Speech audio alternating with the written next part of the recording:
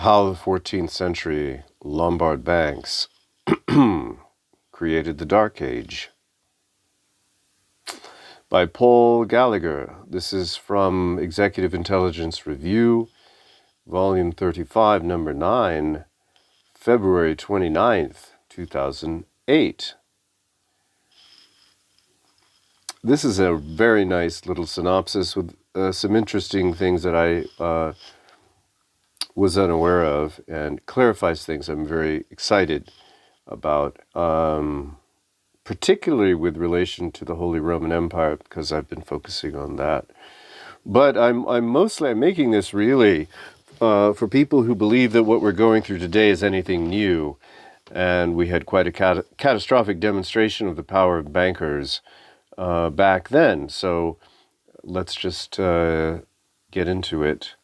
This article is an excerpt from fuller treatment of the subject under the title How Venice Rigged the First and Worst Global Financial Collapse, published in the winter 1995 issue of Fidelio magazine. The article can be found at the Schiller Institute.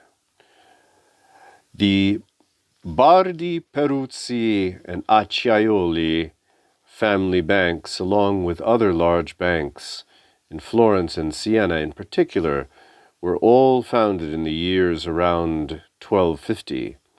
In the 1290s, they grew dramatically in size and rapaciousness and were reorganized by the influx of new partners. These were Black Guelph, noble families of the faction of northern Italian landed aristocracy, always bitterly hostile to the government of the Holy Roman Empire.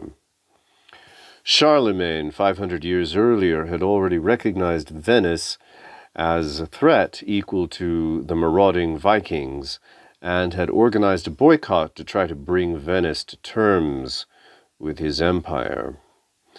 Venice in 1300 was the center of the Black Guelph faction, which drove Dante, who was himself a white Guelph, in fact, and his co-thinkers from Florence, in opposition to Dante's work, De Monarchia. A whole series of political theorists of Venice, the ideal model of government, were promoted in northern Italy. Bartolomeo of Lucca, Marsilia of Padua, Enrico Paolino of Venice et al., all of whom based themselves on Aristotle's Politics, which forms, I think, the justification basically for slavery, which was translated into Latin for the purpose. The same coup made the Bardi, Peruzzi et al. Black Guelph banking super companies suddenly 2 or 3 times their previous size and branch structure.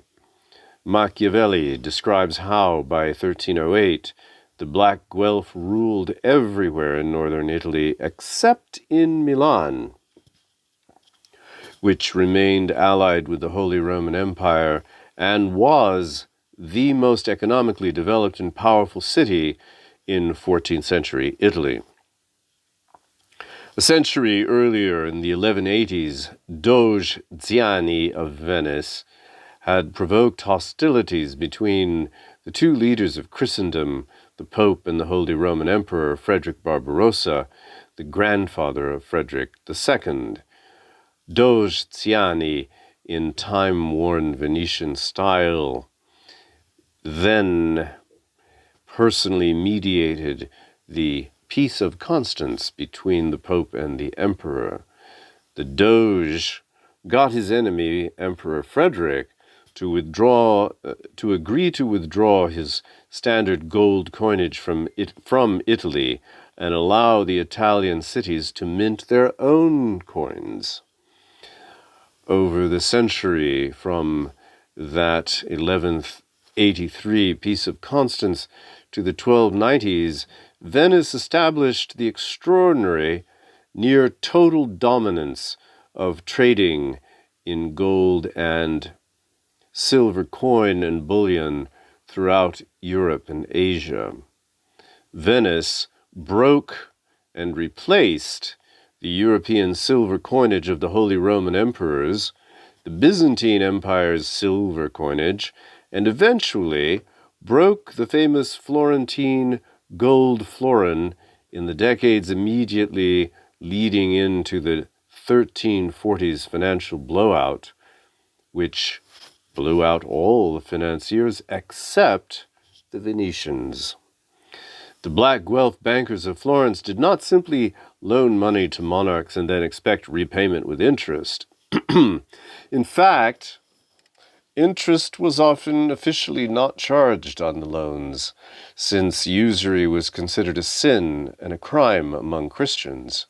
Rather, like the International Monetary Fund today, the banks imposed, quote, conditionalities, unquote, on the loans.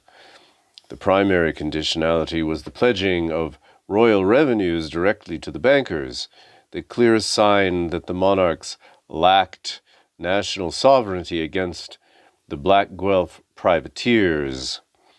Since, in 14th century Europe, important commodities like food, wool, clothing, salt, iron, etc., were produced only under royal license and taxation, bank control of royal revenue led to, first, private monopolization of production of these commodities, and second, the bank's privatization and control of the functions of royal government itself.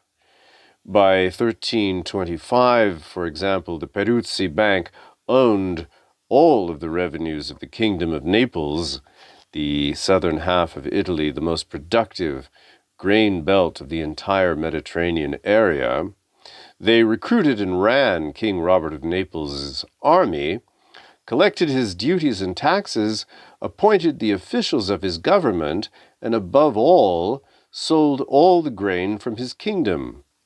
They egged Robert on to continual wars to conquer Sicily because, through Spain, Sicily was allied with the Holy Roman Empire. Thus, Sicily's grain production, which the Peruzzi did not control, was reduced by war.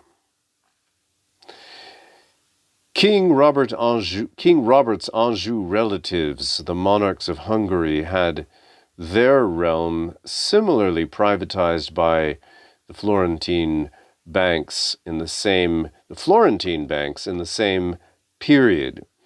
In France, the Peruzzi were the cooperating bank creditor of the bankers to King Philip IV, the infamous Franzesi bankers,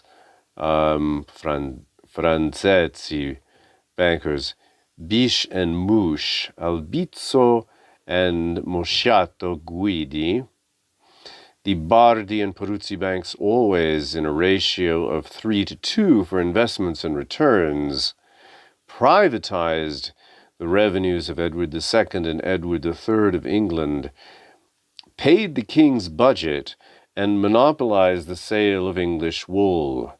Rather than paying interest, usury on his loans, Edward III gave the Bardi and Peruzzi large gifts called compensations for the hardships they were supposedly suffering in paying his budget.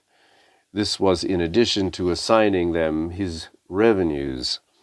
When Edward tried forbidding Italian merchants and bankers to expatriate their profits from England, they converted their profits into wool and stored huge amounts of wool at the monasteries of the Order of Knights Hospitallers, who were their debtors, political allies, and partners in the monopolization of the wool trade. It was the Bardi's representatives who proposed to King Edward III the wool boycott, which destroyed the textile industry of Flanders, because by 1340 it was the only way to continue to raise wool prices in a desperate attempt to increase Edward's income flow, which was all assigned to Bardi and Peruzzi for his debts. By 1325, Genoese bankers largely controlled the royal revenues of the Kingdom of Castile in Spain, Europe's other supplier of wool. In the first few years of the 100 Years' War, which began in 1339, the Florentine financiers imposed on England a rate of exchange which overvalued their currency, the gold florin, by 15% relative to English coin. Edward III, in effect, now got 15% less for his monopolized wool. Edward tried to counterattack by minting an English florin. The merchants, organized by the Florentines, refused it, and he was defeated. By this action, the Bardi and Peruzzi themselves, in effect, provoked Edward's famous default and demonstrated his complete lack of sovereignty at the same time. In Italy itself, these bankers loaned aggressively to farmers and to merchants and other owners of land, often with the ultimate purpose of owning that land. This led, by the 1330s, to the wildfire spread of the infamous practice of perpetual rents, where farmers calculated the lifetime rent value of their land and sold that value to a bank for cash, for expenses, virtually guaranteeing that they would lose the land to that bank. As the historian Raymond de Rover demonstrated, the practices by which the 14th century banks avoided the open crime of usury were worse than usury. In the Italian city-states themselves, the early years of the 14th century saw the assignment of more and more of the revenues of the primary taxes, gabelle, or sales and excise taxes, to the bankers and the other Guelph Party bondholders. From about 1315, the Guelph abolished the income taxes, estimi, in the city, but increased them on the surrounding rural areas into which they had expanded their authority. Thus, the bankers, merchants, and wealthy Guelph aristocrats did not pay taxes.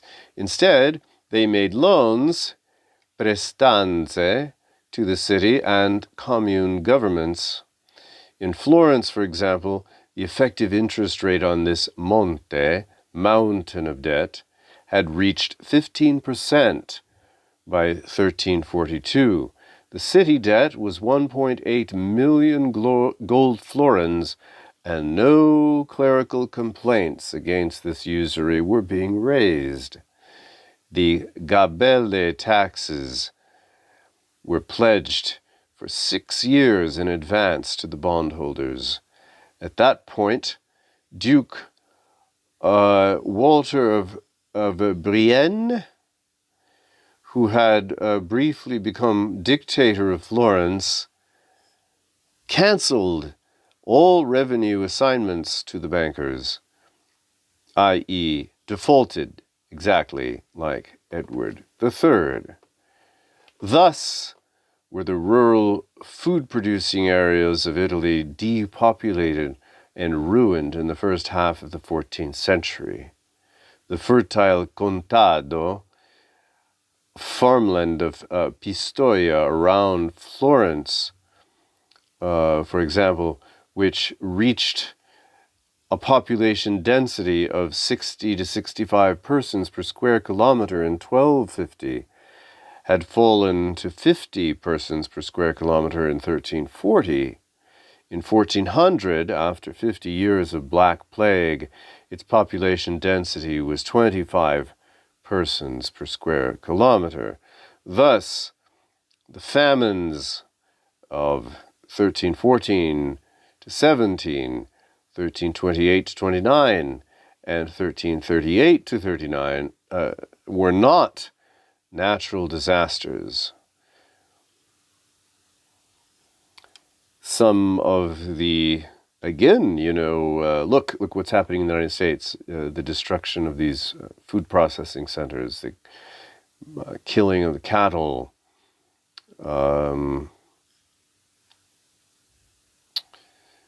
right in your face, and most Americans cannot connect the dots, and probably it doesn't even occur to them that these are not natural events. So think how much better these bankers have gotten since then to just doing things just outright. Hiding in plain sight. Some of the famous banks of Tuscany had failed already in the 1320s. The Asti of Siena, the Francesi, and the Scali Company of Florence. In the 1330s, the biggest banks, with the exception of the Bardi, the Peruzzi Acciaioli, and Buonaccorsi, were losing money and plunging toward bankruptcy, with the fall in production of the vital commodities which they had monopolized and which their cancer of speculation was devouring. The Acciaioli and the Buonaccorsi, who had been bankers of the papacy before it left Rome, went bankrupt in 1342 with the default of the city of Florence and the first defaults of Edward III.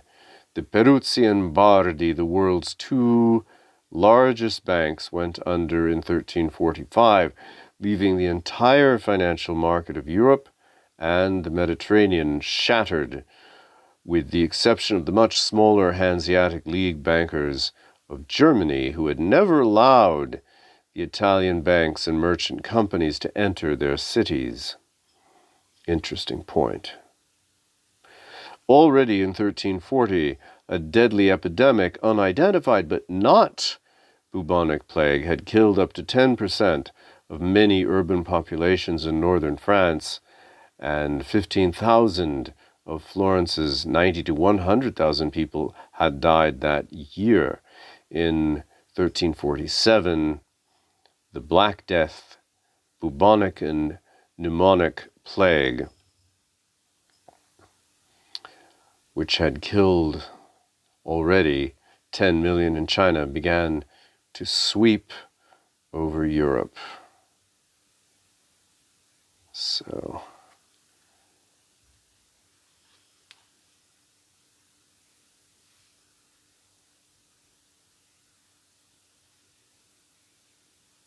that's the above Survey of Venice by James Howell, 1651.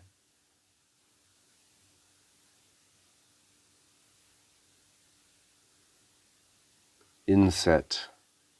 Dance of Death by Hans Holbein, 1538. The Black Death and its consequences, brought on by the collapse of the Lombard bankers, led to a new dark age in which 1/3 to 1/2 of the population was, half the population of Europe perished.